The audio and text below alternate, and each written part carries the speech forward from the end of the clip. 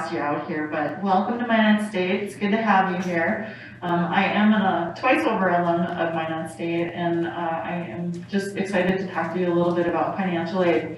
I started my career in financial aid as a work study student. So as a student, I got an employment opportunity at Bismarck State College before I transferred here to Minot to work in financial aid, which is kind of what led me into this career. So you just never know what will inspire you along your college journey or life journey into different kinds of career opportunities. I like to keep this pretty informal, so if you have some questions as I'm talking about something, please feel free to just give me a wave or a hand, a nod or something to let me know that you've got a question about what we're talking about. And I will be pleased to answer your questions as we go, okay? I just want to start by saying there is no one magic bullet when it comes to financing college. I wish it was that easy. I wish it was really that simple that I was here to tell you the secrets, the inside scoop, and could just give you all the answers. But really what it kind of comes down to is being diligent about putting lots of pieces together for most families. It's usually kind of a combination of resources that help you afford college and pay all of your expenses. And so I'm here to kind of give you some tips on the things you want to be looking forward to in the next year. Just by show of hands, can you guys tell me, is anybody in the room a transfer student or going to be a transfer student? Okay, is everybody a high school senior or junior? Just kind of, anybody who's not, how about that? Anybody who's not with either a high school senior or junior? Okay, so that helps me kind of frame our conversation a little bit. All right, well, let me start with telling you a little bit about how much money you need. And you guys have this information in your packets too, but I just like to kind of put this out there so that you have some numbers to work with. These are the numbers based on the 2021 school year. You'll notice on the first line, that's tuition and fees for 12 to 18 credits. So an important note about that, a big benefit at Minot State, is that if you take 18 credits, which is a pretty big full load, or if you take 12 credits, which is just barely full-time, you're gonna pay the same price. So as students, if you can afford time-wise and effort-wise to take more than the minimum number of credits, if you can put yourself on pace by taking 15 or 16 credits per semester, you'll actually get some credits for free every term, and it'll put you on track to graduate from school in 4 years. If you just take those bare minimums, then you're basically paying for every single credit. You're not taking advantage of the opportunity to get a few credits for free, essentially. So I just like to put that out there because not everybody can manage more than a 12 credit load, especially in the beginning, when you're kind of overwhelmed by all the transitions you're making. But as you progress, it's a goal maybe to consider if you can add an extra course or two each term, you actually will finish faster and pay for fewer credits, individually. I have listed on my slide the current fall residence hall cost for a double occupancy room in Cook or McCullough Hall. Residence hall residents are required to have a meal plan, so I've got the typical meal plan for students. I've got an average or estimated book expense listed at $550, but I will tell you that lots of students I know are able to spend less than that. Some end up spending more depending on their major and the course load that they're taking.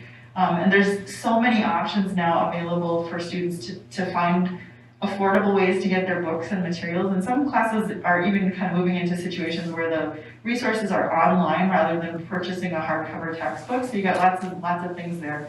And students can tell you all the clever ways that they're finding to find books at less expensive, rates.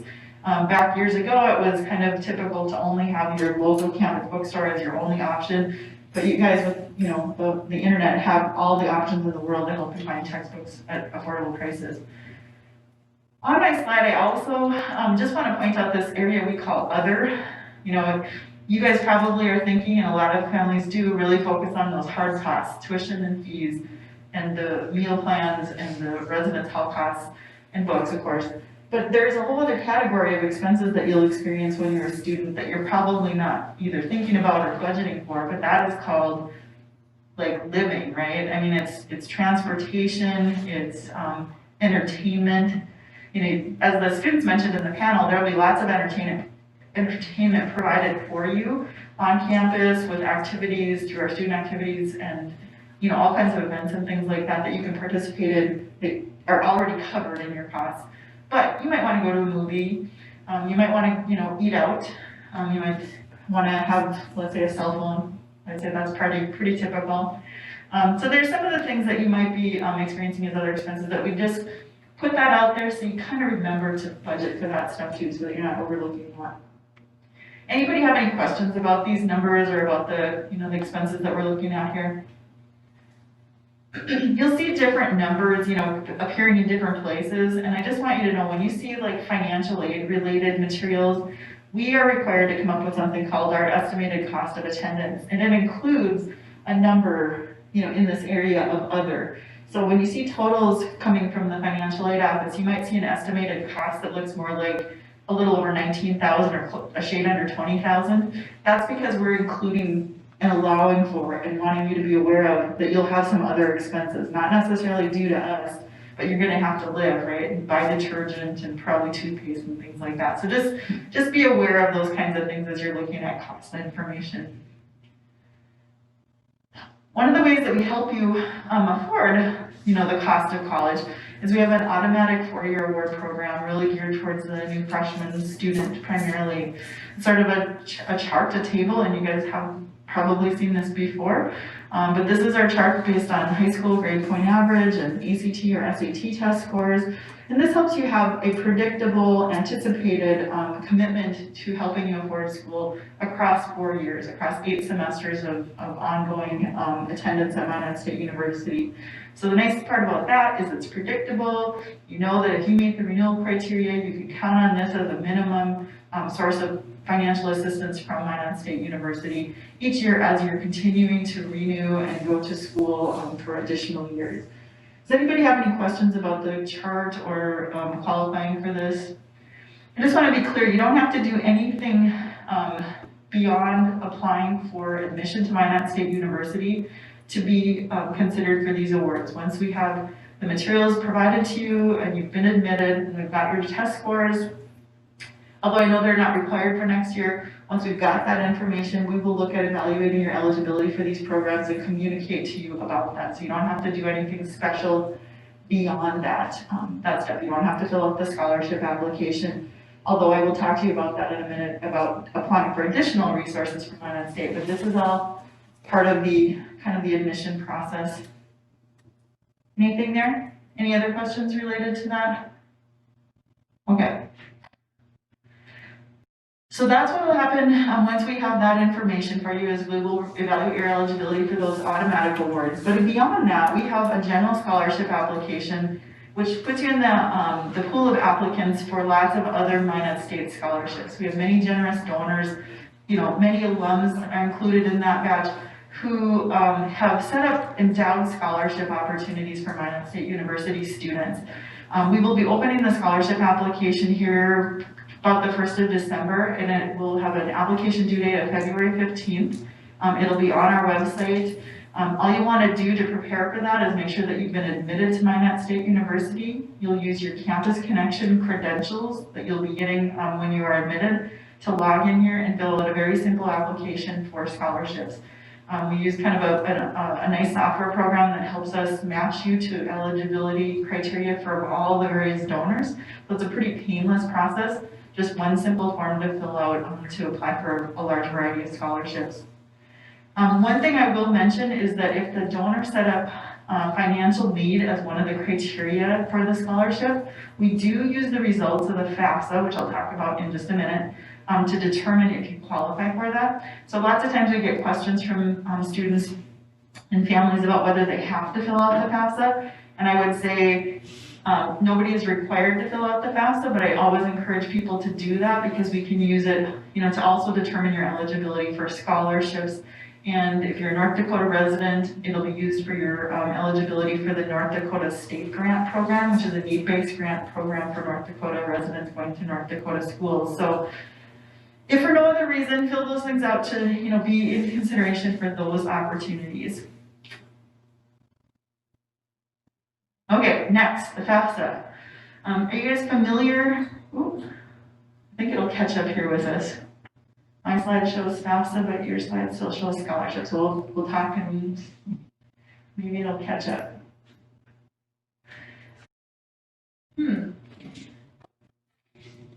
Yesterday, this is the point at which the computer stopped working. Oh, there it is, okay. Yesterday, the computer just stopped and then it was dead and then we were winging it from that point on. Okay, so FAFSA. Have you guys heard of FAFSA before? Is that familiar? Anybody not familiar with FAFSA? Anybody know what FAFSA stands for? I was shocked, actually. One person, I mean, I know you probably can see it there on the slide, but one person actually knew it without even cheating. She knew it was the free application for federal student aid. Turned out she worked in financial aid. Cheating there. The first and most important part of that acronym is the first word, free. You should never be paying for FAFSA. If you actually end up on a website that asks you for credit card information for submitting your FAFSA, just know that you've stumbled on the wrong site. There are a couple of those kinds of things out there, some that will end in .com, where they will try to charge you, $80 or something like that for submitting your free application for federal student aid. So always look for a site that ends in .gov. If you search for FAFSA.gov, or if you just type in FAFSA.gov, it'll reroute you to this new and improved site from studentaid.gov, and it'll just bring you to the new location. And that's what the page will look like. So if it looks different than that, you probably want to keep searching for a GOV ending. For those of you that are starting in the fall of 2021, we will be looking for you to fill out the 21-22 FAFSA. That will use your 2019 federal tax information. Don't be confused by that. I know parents, if you filled out a FAFSA in the past, either for older children or even for yourself, you might remember the old setup was that you had to rush, get your taxes prepared in the early part of the year, and then fill out your FAFSA in the late spring. That timeline has kind of all changed. You can fill out the FAFSA now. It actually became available on October 1st for the 21-22 school year. And you will go back and use your 2019 tax return. If you get an opportunity within your FAFSA to use what is called the IRS data retrieval, it allows you to actually just pull right from the IRS records your tax information, your adjusted gross income, the taxes paid. Some of those fields will just pre-populate for you if you will give it permission to do so. I encourage you strongly to do that if you have that ability. Not everybody does, depending on some filing situations and recent changes in family situations. Sometimes you might not be offered that, but if you have the ability to do it, I encourage you to do so. It'll save you some trouble on the back end. It saves us, if you get selected for verification, it saves us from asking for your tax return. So it's a very handy tool for you. It makes your FAFSA go pretty smooth, and is a nice way to ensure that you've got all the right fields and right information. You do have to fill out the FAFSA every year. I will say that students who are coming right out of high school, who have parents right beside them kind of every step of the way as they're kind of moving through these processes, usually are very, very good about getting FAFSAs done early. Sophomores and juniors and seniors are not quite as good. So put this on your calendar every fall, guys, to just get together at some point on a break with your parents to get this FAFSA submitted for the next school year.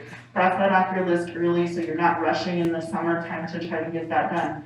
Early applicants are also the priority applicants for the North Dakota State Grant. So particularly, again, important for North Dakota students to get their FAFSA submitted in the fall. I know it seems like a long time from now, like why am I having to do this so early, but it really is to your benefit. Minot State uses a priority funding deadline for a couple of our aid programs, the Federal Work Study Program, and also the Federal Supplemental Education Opportunity Grant. Those are both programs where we have limited funds available, and we give the first dibs, if that's the right way to say it, but first priority for those programs will be given to students who apply prior to the April 15th deadline. So apply for admission and be admitted, as well as submitting your FAFSA by that time each year, not just once, but every single year. Any questions about that? Okay. Let me tell you kind of a little bit of just quickly about what you're applying for when you submit the FAFSA. This is a whole list of all the federal aid programs, including the North Dakota State Grant. That's not a federal program, but it is something that you're applying for when you submit the FAFSA. So there's the Pell Grant program, the SEOG grant program, which is a small grant program, like I said, who goes to those priority applicants who apply early, who qualify for the Pell Grant. The North Dakota State Grant Program, which is a need-based grant for North Dakota students. You don't have to be eligible for a Pell Grant in order to get that one. So the North Dakota State Grant goes to kind of a wider range of students across the income spectrum. A lot of students who don't qualify for a Pell Grant can sometimes end up getting a North Dakota State Grant. So again, another good reason to do that. The FAFSA is also your application for federal student loan programs. This year, the interest rate on the federal loans is very good, 2.75, which is the lowest I think maybe I've ever seen it in my whole 20 plus years of working in financial aid. So, you know, not a bad rate. I will say that by the time you guys start school next fall, July 1st, the rate will change. So each year the rate is set for loans borrowed for that upcoming school year, but if interest rates generally stay low, so will the federal rate. So we'll see where that ends up. And then the Federal Work Study Program, which gives you an opportunity to work in typically an on-campus job, sometimes related to your future career, sometimes not, but an opportunity to work in a place, in a setting that understands that school is not your second job, but school is your first job. School is most important. Working part-time at a job is kind of a secondary thing. So these are programs that you're applying for. Sometimes families will say, well, I'm not going to apply because I don't think I'll qualify for anything. That's really kind of a false statement. Everybody who fills out the FAFSA who meets the basic eligibility criteria, which I mean, by that I mean, you're admitted to a degree program, you are a US citizen, you're not in default on a federal student loan. If you meet those basic conditions, if you submit a FAFSA, you will have eligibility at the worst case scenario for some federal student loan options. Sometimes that can just be a good way to keep some options open for students. Federal student loans don't require a cosigner. They don't require you to have a good credit history. You know, basically, if you meet all the conditions and you're enrolled at least half time and you do the paperwork, you can borrow those kinds of loans. And they're very favorable for students. You know, you don't necessarily have to pay them back until you're out of school for 6 months. They have all kinds of protections, you know, even in repayment, where if you are having financial difficulties, you can request forbearances so you can stop payments. So there's a number of reasons that we encourage people to explore those options if they think that they're going to need to borrow at all, because they really are favorable and kind of geared toward the student experience.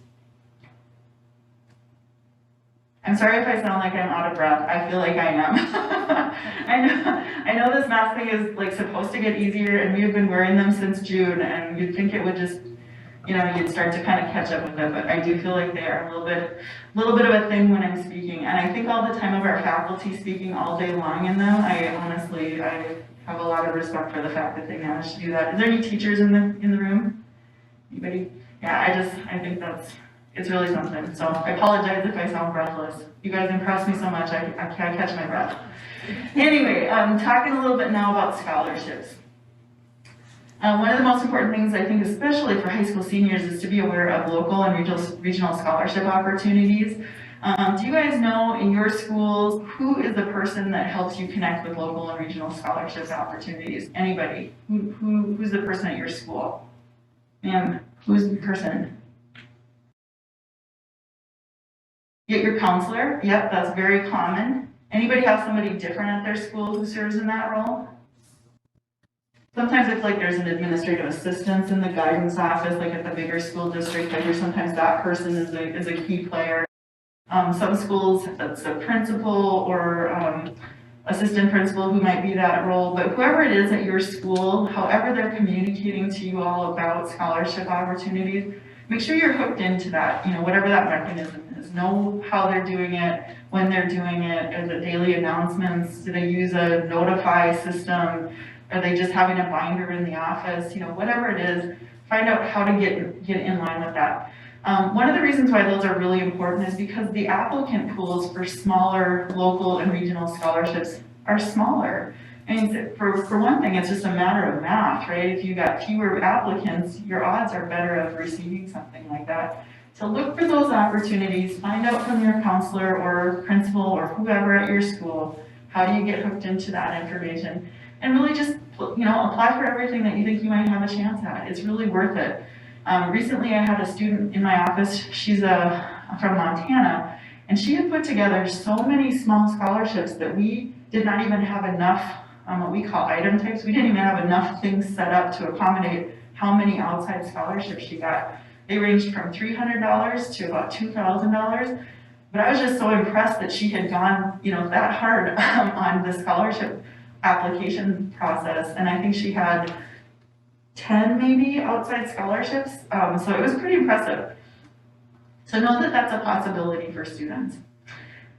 A lot of them, will be due basically from now through the end of your senior year, so pay attention to those deadlines. One source for North Dakota students that I like to recommend or mention is the North Dakota Dollars for Scholars website. Particularly if your community has a Dollars for Scholars chapter, that's definitely worth checking out. You can fill out one application and be considered for a variety of scholarships, both from your community as well as some statewide North Dakota Dollars for Scholars opportunities. We had some questions about national search sites, places like one big one is called FastWeb. I'm really not against them as long as they're not charging you a fee for getting scholarship information. But understand that most of the time those are more of a national basis types of scholarships, so the competition is usually stiffer, there are usually more students in the pool, and they can just be more competitive. Most important thing to remember again is don't pay for those resources. It just generally it's not a good idea, and usually you can't get your money back, even if they promise that you will if you don't receive a scholarship. It's usually pretty to do that. So I would just encourage you to avoid anything that asks you to pay money for that information. Just a little bit more about external scholarships. We do keep an old-fashioned paper binder in our office with scholarship information that gets routed our direction. Recently I want to say there was some kind of statewide association of social workers, for example, that sent us information about their organization's scholarship. We'll stick that in our binder. We'll post it on our Facebook page. So if you're a Facebook user, I strongly encourage you to like our Minot State Facebook page. If you got a phone with you now, it doesn't hurt my feelings if you want to pull it out and like us right on the spot. But we will also share timely reminders about dates and deadlines. When the FAFSA opens up, we'll remind you each year about that kind of thing. So, try to seek those from as many sources as possible. Some scholarships that you apply for from outside sources may require some information from us about your financial aid eligibility. Oftentimes they want what's called a needs analysis, or we call it a third-party award letter. If you need something from the financial aid office to help you apply for scholarships, let us know. We're happy to help you with that. Just a phone call or a, email communication to us will be sufficient. We will be glad to provide that information to you as well. Some of the last things that I'll just mention here to wrap up. Sorry, just trying to check my time. Okay. Just some things that we talk about, because sometimes, even if you've done all of those things right, you may not have all the resources needed to cover all of your expenses. So some last minute things that I want you to be aware of that can help you with those expenses. First one, you guys have got some time. You won't be starting college for a while. One thing you might want to do is think about what can you do personally to set a savings goal. Could you, between now and next fall, set a savings goal to save enough to pay for your books the first year of school? Anything you can do now to set aside resources to help you not have to borrow, to not have to scramble at the last minute. Those are important things that you can do right now. If you're really fortunate, maybe you can make a deal with a relative who wants to help you save for some kind of a matching dollar thing. There's all kinds of ways that you can consider saving and preparing for that, but think about that now. We also offer at Minot State a payment plan. The payment plan allows you to either, without financial aid or in conjunction with financial aid, set up monthly payments over the September to November timeframe for fall term, or January to March timeframe. So basically taking any unpaid balance that you have and dividing it into 3 monthly payments. There is a $50 fee for enrolling in that plan. So, you have to be aware of that piece of it. But the nice part of going that route, if you can manage it, is that at the end of the year, you're not in debt. You've just kind of paid as you went. So that's something we'd just like you to be aware of. And then the last thing I'll mention is that we do have a number of our students who will access loans from private education sources or private lenders. You might see a number, you guys are probably getting the mailings and the emailings from these kinds of places. I have 3 sons. My youngest is a sophomore here at Minot State, so I know what this is like from a parent standpoint too, because my son received a number of these kinds of things. But the direct mailings from places like the Bank of North Dakota and Discover and Sallie Mae, those guys offer loans that are a little bit more like a private loan that you would borrow, let's say, for a car or for a home, where your credit application is part of that mix. You might need a cosigner with good credit in order to qualify, but they do not require you to make payment on those loans until you're out of school, just like your federal loans won't. These are similar. They'll accrue interest while you're in school, but you won't be required to pay them back until later. The one thing I will say about cosigners on that front is that cosigning for an education loan is just like cosigning for a car loan. It's the same kind of legal responsibility, so you want to kind of tread carefully through that as you're considering them. And cosigners, parents, if you do decide to do that, be aware that it is cosigning just like any other kind of a loan cosign. So they're great tools for helping families afford school and figure out how to make that work. But very, very serious responsibility and repayment, just like other types of loans. Okay, with that, I think that is my last slide. Here's our contact information. I have a little bit of time if you guys have any questions that you'd like to ask at this point. All right, thank you so much for your time and attention. I really appreciate it, and I hope you enjoy your day.